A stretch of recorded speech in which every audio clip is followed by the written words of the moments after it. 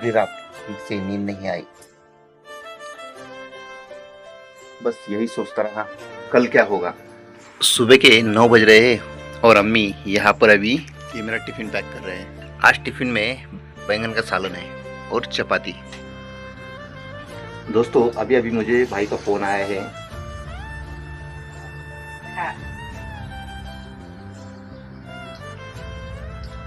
और उन्होंने मुझसे कहा कि भाई आज से तू काम पर मत आ। चलो देखते हैं क्या होता है, क्यों ऐसा उन्होंने कहा। गुड मॉर्निंग दोस्तों, स्वागत है आपका आपके अपने चैनल मिलियनेयर की डायरी में, जहां पर हम बात करते हैं पैसों की। एक आम आदमी की ज़िंदगी में पैसों को लेकर क्या क्या दिक्कतें आती है वो दिखाने की कोशिश मैं अपने इस चैनल पर करता हूं। दोस्तों कितने लोग जॉब करते हैं? क्या हो अगर सुबह काम पर जाने से पहले या फिर काम पर जाने के बाद आपको पता चले आपको जॉब से निकाल दिया गया है? उस टाइम सबसे पहले आपका रिएक्शन क्या होगा? आप क्या सोचोगे?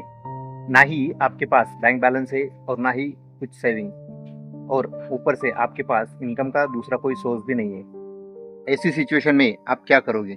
दोस्तों ये सवाल ना बस मुझे ही नहीं सता रहा है, ये सवाल उन लाखों लोगों का है जो हर रोज कमाते हैं और हर रोज खाते हैं, और उन लाखों करोड़ों लोगों का भी है जिनके पास एक जॉब है और बस एक ही वही उनका इनकम का सोर्स है। ऐसे लोगों का अगर जॉब चली जाए या फिर कल काम उनको ना मिले तो फिर क्या? ये सवाल इंसान को अंदर से हिला देता है, जैसे कि मुझे 2 दिन से मैं यही सोच रहा हूँ, अगर कल मेरे पास जॉब ना रहे, मेरा काम अगर छूट जाए तो मेरा क्या होगा? क्योंकि मेरे पास भी ना ही इनकम का कोई दूसरा सोर्स है, ना ही मेरे पास बैंक में कुछ बैलेंस है, ना ही कुछ सेविंग है। तो ऐसे में इंसान क्या कर सकता है? दोस्तों पहले तो मैं नासिक में था, तब मेरी टेलरिंग की 2-2 शॉप थी। लेकिन जैसे मैंने नासिक को छोड़ा, यहाँ पर आ गया अहिल्यानगर में, तो मेरा जॉब चला गया, मेरा काम चला गया, सब छूट गया। और ना ही उस समय भी मेरे पास ना ही कोई सेविंग थी और ना ही कुछ पैसे थे। नासिक को छोड़ना मानो जैसे एक डिजास्टर हो गया। वहां से यहाँ आने के बाद भी मुझे कुछ भी काम नहीं मिला। लगभग 3.5 साल होने को आए हैं नासिक से यहाँ पर शिफ्ट होने में। पहले तो 2-2.5 साल तक मेरे पास कुछ भी काम नहीं था। बहुत ही मुश्किल से जो भी काम मिलता वो काम करके मैंने गुजारा चलाया। उसके बाद अभी रिसेंटली यानी पिछले 9-10 महीने से मैं हमारे गांव में यहाँ पर आया हूँ। बाकी मेरी फैमिली वैसे तो अहिल्यानगर में ही है, पढ़ाई की वजह से उनको मैंने वहाँ पर रखा है। गिना, जीवा और छोटी बेटी जॉर्जी, ये सब तीनों उधर है और मैं काम के सिलसिले में हमारे गांव में आया। यहाँ पर गांव में आने के बाद मैं अभी वेल्डिंग का काम सीख रहा हूँ। 9-10 महीने हो चुके हैं लेकिन अभी तक वेल्डिंग का काम मैं सीख ही रहा। मैं अभी तक इतना भी नहीं सीख पाया कि मान लो यहाँ से मैं कहीं पर भी जा सकूँ और वहाँ पर काम कर सकूँ। और अभी कुछ 1 महीना 15 दिन हुआ है, कभी कभी मशीन हाथ में ले लेता हूँ वेल्डिंग की, थोड़ा बहुत चला रहा हूँ।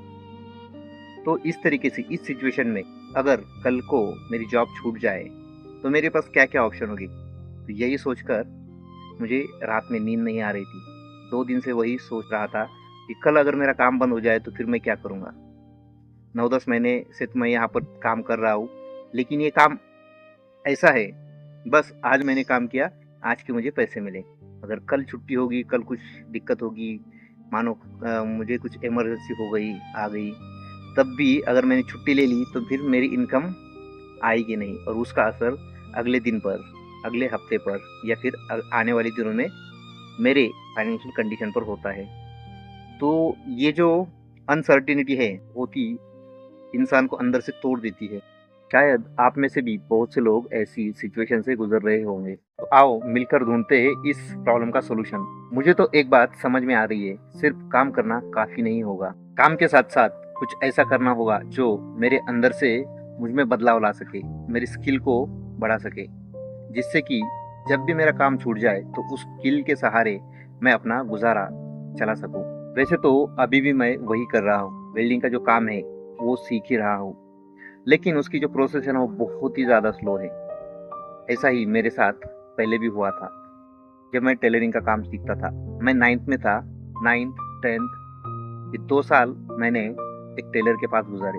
2 सालों में मुझे मशीन तक चलाना नहीं आता था, लेकिन उस समय भी मेरी पैसों की तंगी थी, दिक्कतें थी।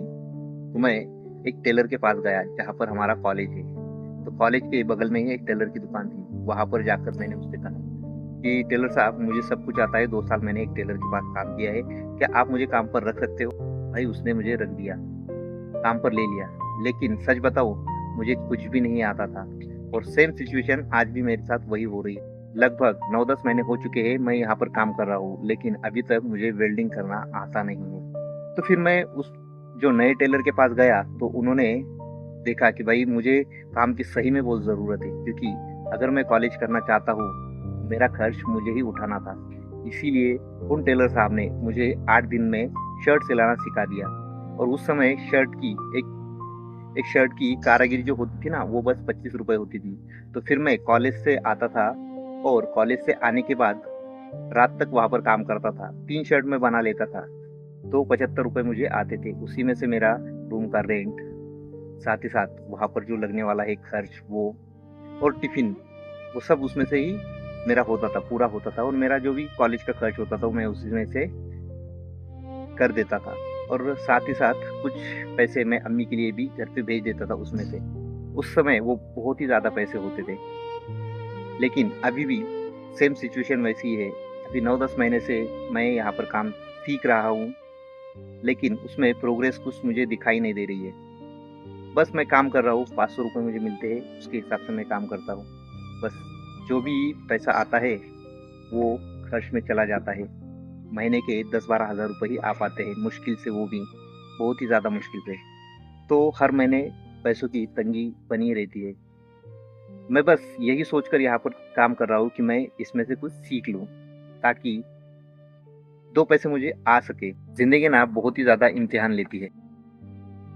पता नहीं ये काम मैं कब तक सीख जाऊँगा, क्योंकि मैं अभी लगभग 1.5 साल हो चुका है, मैं अपने बीवी-बच्चों से दूर हूँ। वो वहाँ पर शहर में रहते हैं और मैं यहाँ पर गाँव में रहता हूँ। मैं गाँव में ये सोचकर आया था कि गाँव के अंदर की जो कंपनी है, उसमें मुझे काम लग जाएगा और 7-8 महीने तक मैं वो काम करूँगा, जिससे कुछ पैसे बचेंगे। जब मैंने ये सोचकर मैं यहाँ पर आया था, तो मैंने टीना को उनकी अम्मी के यहाँ पर छोड़ दिया था। हमारा प्लान हुआ था 7-8 महीने तक वो उनके अम्मी के यहाँ पर रहेंगे और मैं यहाँ पर गाँव में रहूँगा, जिससे कि थोड़ा बहुत खर्चा मैं उनको दे दूँगा और बाकी जो पैसे हैं, तो मैं सेव करूँगा और उसके बाद हमें एक छोटा-सा अपना खुद का बिज़नेस, हमारी टेलरिंग की शॉप हमें ओपन करनी थी।